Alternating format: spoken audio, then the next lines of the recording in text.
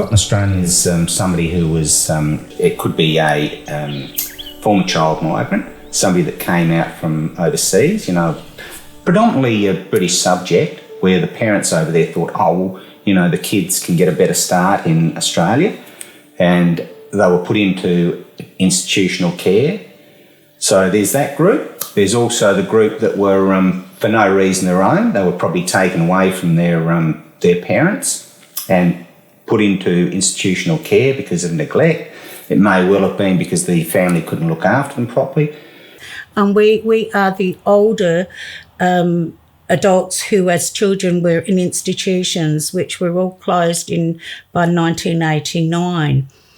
We're 500,000. We consist of 50,000 stolen generation, around 120,000 English migrants, 300 Maltese migrants, and the large majority are the non-Indigenous Forgotten Australians, around 4,500,000 like myself. So it's a hell of a group, and there's 500,000, you know, nationally, plus, you know, and that's a guesstimate. I would suggest there'd be a lot more kids than that. The reasons that they were, you know, not raised by their families were really varied and could be anything from, you know, the death of the parents right through to being raised by a single mother, or cultural issues, or mental illness. A really wide variety of reasons were given for taking these children from their families.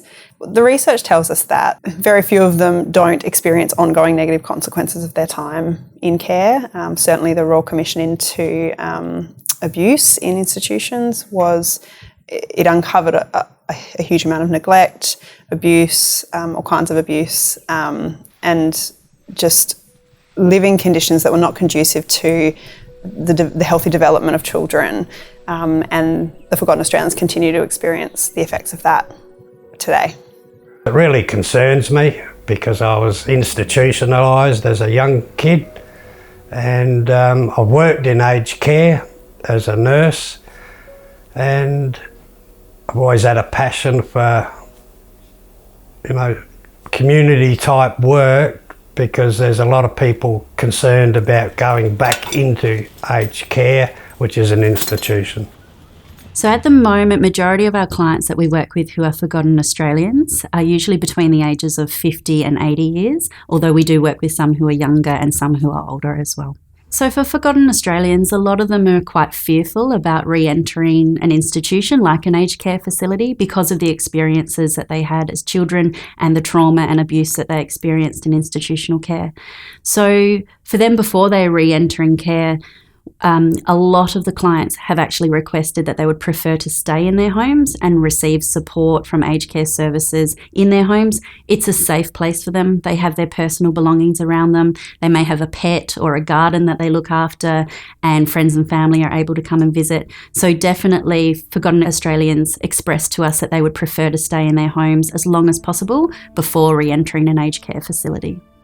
Well, a lot of my friends are all from the reform schools and orphanage like myself, and we're all getting up around the 65 and later year old, and they will not go to aged care. They'd rather commit suicide than go into a nursing home. Fear of abuse again. One of the strongest themes that has come out of our research has been this really profound aversion to what Forgotten Australians call re-institutionalization. So that is, you know, I came from an institution and I experienced terrible things in this institution, and now you're asking me to go back into another one. Frailty for Forgotten Australians. I'm seeing that they're frightened about growing old. I've had some of my friends that have actually committed suicide too scared to grow old. To me, that is part of frailty. What can we do to help them? How can we address that? But the thing is, it's not getting recognised in the areas that we need it to be, especially in the healthcare sectors, and the government really needing to acknowledge the fact that these things have happened. They've acknowledged it, but they're not acknowledging the the repercussions of all that from childhood, of the impact of ageing is having on a lot of forgotten Australians. I've been working on this with different organisations such as AFA, Alliance for Forgotten Australians, which I was elected on their board, and then my time was finished, but I'm still working on it. I now have the privilege of working with Plug-in and COTA, and also Helping Hand on the needs of forgotten Australians and how those organisations can incorporate their needs to help them. And to me, that's really important. If you want to be specific about aged care, you know, the Helping Hands scenario, the situation here, and other states have got they're working on different type of, scenarios. We're going to make it our role to bring all those together, because at a national level, it's no good, it's no good having, one state doing this, another state doing that. That's old hat. We need to coordinate it and to make sure that it all works, and we have one program, one plan, across the board. And hopefully this can be, that can be the real good catalyst that will start things, the ball rolling. I'm one of the lucky ones, but there's a lot that have, they've got nothing. So they need to be looked after. Unfortunately, a lot of the forgotten Australians have health conditions and premature health conditions compared to a non-forgotten Australian. So unfortunately, that means that a lot of the forgotten Australians have had to request and access medical support, and a lot of them may need to enter aged care facilities at a younger age than a non-forgotten Australian. Years-wise, I'm not that old. I should be in the prime of my life, not at that, horrible stage where I've aged, having a body of a 70-year-old. Although some 70-year-olds are that fit, it's amazing. It really is, isn't it? But unfortunately, I'm not. So frailty's a terrible thing.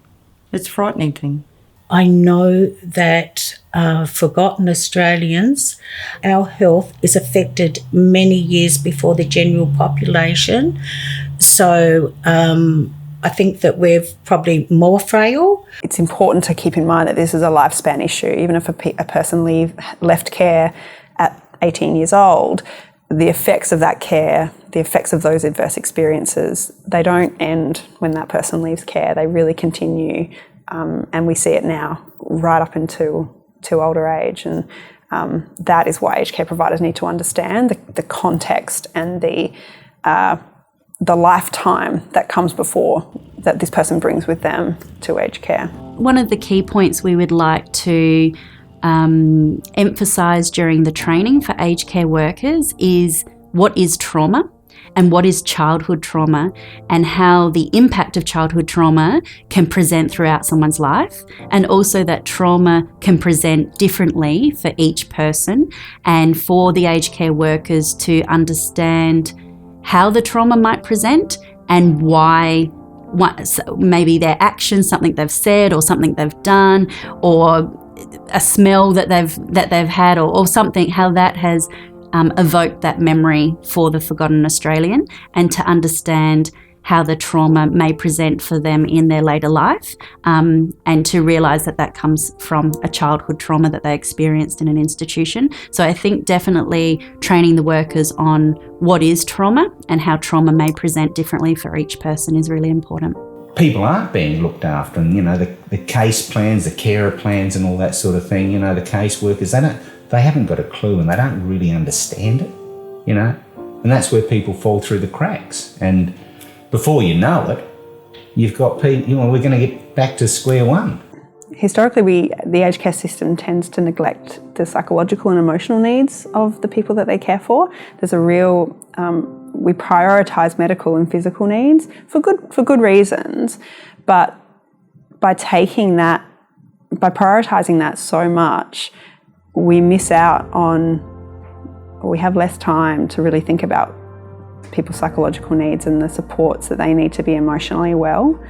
And trauma-informed care, I think, has a huge place in in aged care environments to help everybody in that environment recognise when there are emotional needs, when there are trauma-related needs that might be affecting that person's behaviour and care, and know what to do, know who to talk to about that and where to refer to, or how to ask and how to support that person. The Forgotten Australians group has been recognised as a special needs group within legislation, but it's actually getting that implemented and seeing that actually operate, that aged care services can be available for Forgotten Australians at a younger age. To me, it shouldn't matter what your nationality is. If you're of need, why are you not putting that group anyway? It's like, they talk about racism and they talk about exclusion. Well, they're excluding people like myself from actually getting better because I am not, I'm not a stolen gen, or I'm not 65. Yeah, but I am a Forgotten Australian.